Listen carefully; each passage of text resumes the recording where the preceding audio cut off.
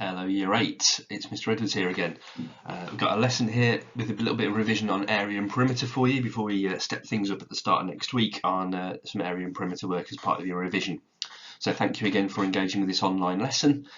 If you can please send me a message on Show My Homework just so that I can put you on online register and we can see who's accessed the lesson. That would be fantastic.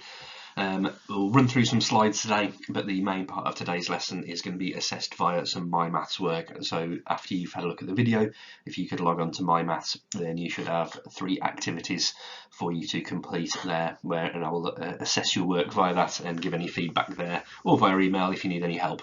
Again, email is red@theroyal.school if you need help. And if you can please submit work via Show My Homework only, then it keeps my emails free just to access those people who need some support. Thank you.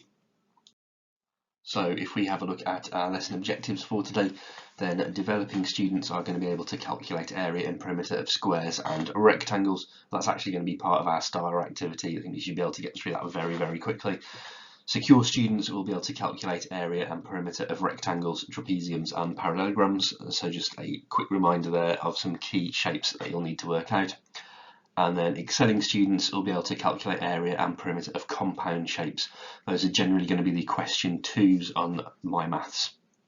So a quick starter for us then, I'm going to ask you to match the area and perimeter of each rectangle to the correct rectangle on the next slide. So you may wish to do this just on a paper. You may wish to maybe label the rectangles A, B, C, D and so on, and then write the areas and perimeters next to them. Do watch out for units. Obviously an area is in squared units and then a perimeter is just the length, so that will be in just the regular normal units. So over to the questions. So these are the 6 rectangles then. We've got some jumbled up areas and perimeters for you to calculate, please, for those. So if you'd like to pause the video until you've had a go at matching those up, and then I'll show you the unjumbled version in just a moment.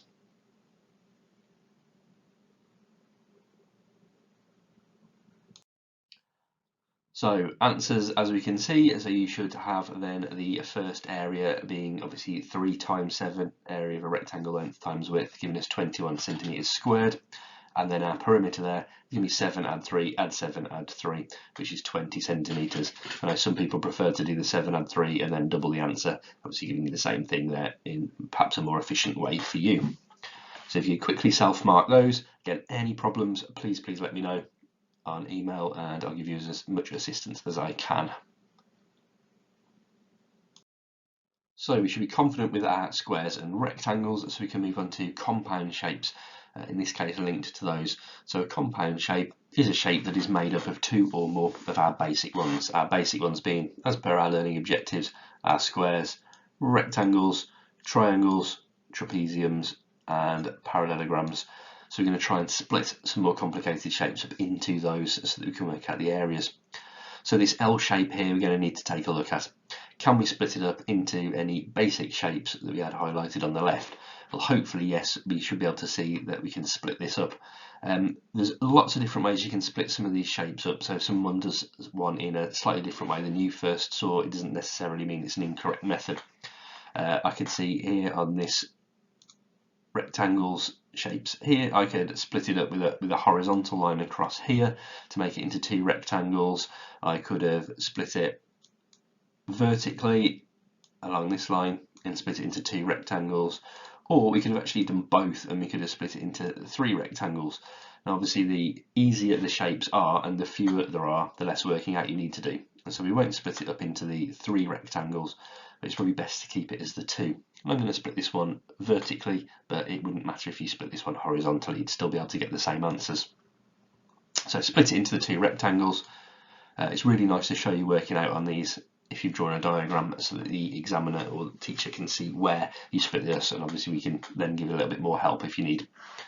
So have a look then, if you have a look at the rectangle that's on the right hand side, we've got some measurements for that already given to us. So we've got 6 for its width and 4 for its height, so that's nice and straightforward. Draw a little sketch of it on the right. 6 times 4, so gives us our 24 centimetres squared. We now have a look at the rectangle that's on the left. And we can see we've got the same height here of 8 centimetres, but we don't know the width of this shape at the moment. So the width is unknown. And here we use some properties of these compound shapes, and especially our rectangles. I'm just highlighting green now underneath them, or above the numbers. We can see that the entire width of our whole shape is 10 centimetres, but we already know that this top part here is taking up 6 centimetres.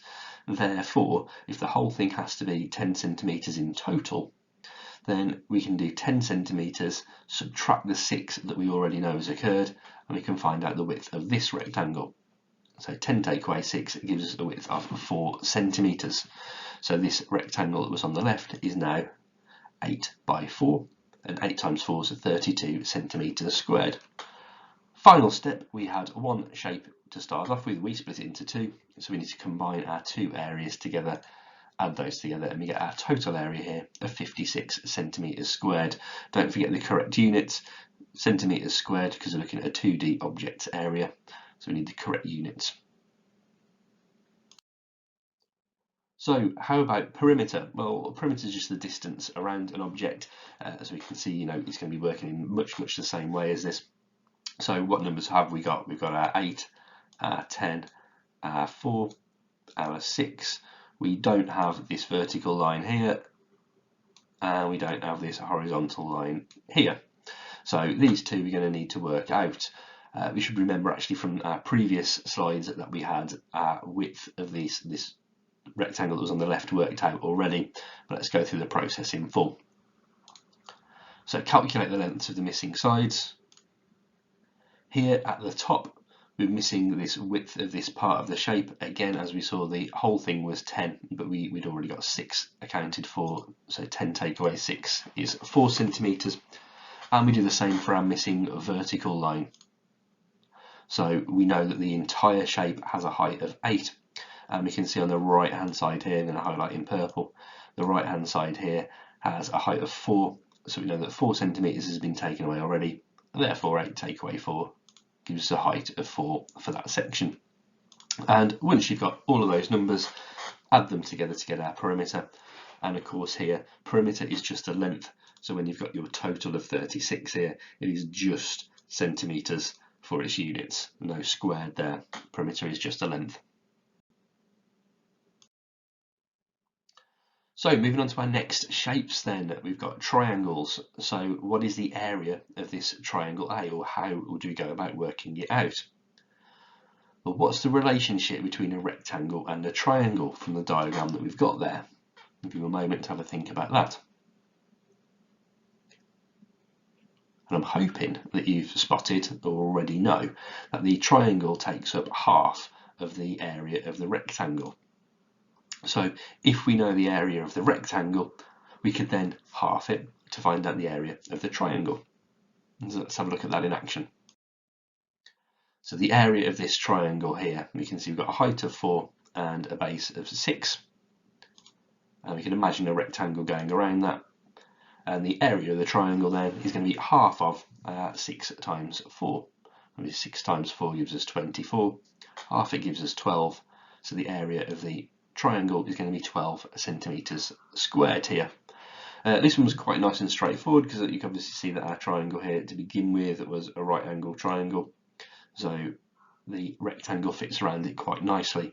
But this actually works even if your triangle is not right angled, as we can see here. So this triangle has a base of 5 and a height of 7. So again, we can imagine a rectangle all the way around this shape. And then the area of this triangle is going to be half of 5 times 7. If you imagine, we could even use compound shapes here. The big rectangle that we've drawn, we could have split it into 2 down the middle, and then the triangle takes up half of each side of it, therefore half of the entire shape. So a half of 5 times 7, so 5 times 7 is 35, and then a half of 35 is going to give us our area here of 17.5. And again, areas, so make sure we've got our centimetres squared here as our final units. So next shape then, how about a parallelogram? So a parallelogram has quite a nice little process. It's really good to look at visually. Obviously you might need to imagine this yourselves when you're doing some of these questions. So we've got a parallelogram here with one line at the top as 6 centimeters and the height of this shape as 5 centimeters. What we can imagine though is we could split up that vertical line, the horizontal line of 6 centimeters into a 4 centimeter and a 2 centimeter section. So we can actually split this shape up like a compound shape into 2 triangles and a rectangle in the middle. Now, the key part of thinking about the area of a parallelogram is that this triangle that we've got here on the right, I'm just going to highlight here, could actually, we can imagine, actually lifting it up and taking it to the other side of the shape. And once we've done that, mine's ever so slightly off here if you can bear with it, but once you fit that together exactly, you actually end up making a rectangle. So the rectangle is now going to have a base of 6, because it's going to have obviously the same length as the top of the parallelogram was originally, and it's got a height of 5. So if we've got a 6 by 5 rectangle, you can obviously work out the area of that 6 times 5, giving us 30 centimeters squared.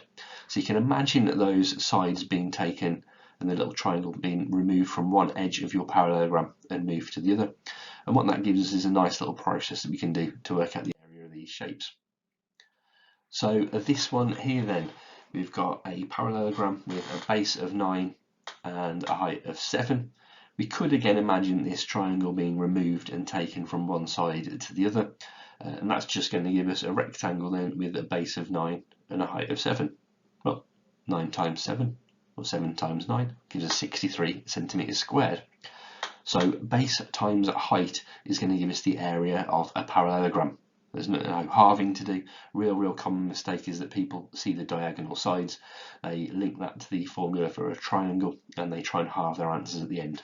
Unnecessary for a parallelogram.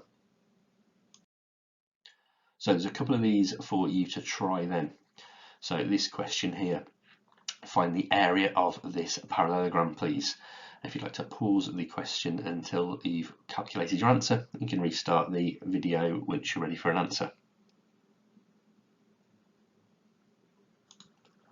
So here we've got a base of 7 and a height of 8. 7 times 8 is 56, so 56 centimeters squared there for the area of this parallelogram. Next one then, we can see a few more measurements in this parallelogram, so I'll give you a moment to think about which ones are necessary for our area, and again unpause the video when you're ready for an answer. So we should have 36 centimeters squared here. In this case, we've got 5 centimeters over here at the right, and we actually don't need the 5. The diagonal line is not used in calculating the area of a parallelogram. It would have been necessary if we were working out perimeter, but not for area. So here we're going to have a think about our base, which in this case is 9, and our height is 4. You can even see the height there has a little squared off angle there to show that they're at right angles to each other, so one can be the base, one can be the height. So 9 times 4 gives us the 36.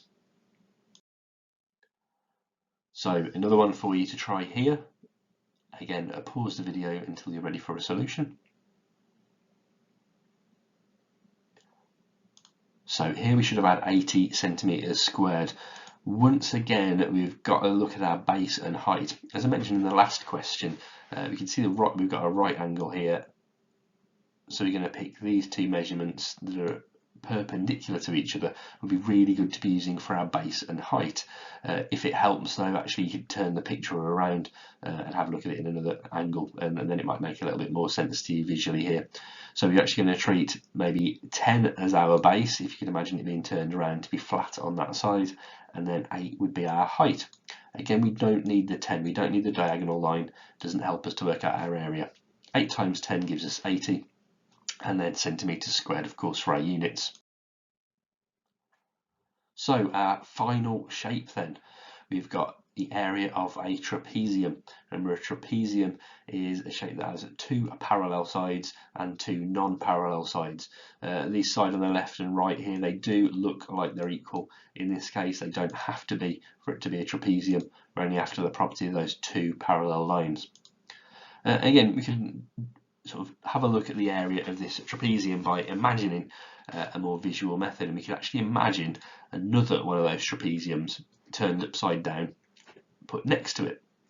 Now, if you put these two trapeziums next to each other, what we actually end up with is a parallelogram. Now, a parallelogram, we've just had a look at working out the area of, it's going to be base times height. But what would be the base of this parallelogram? Well, seeing as we've turned our second trapezium upside down, if A was on the top of the original trapezium, then A is going to be on the bottom of the new one, and vice versa, B is on the bottom of the first and the top of the second.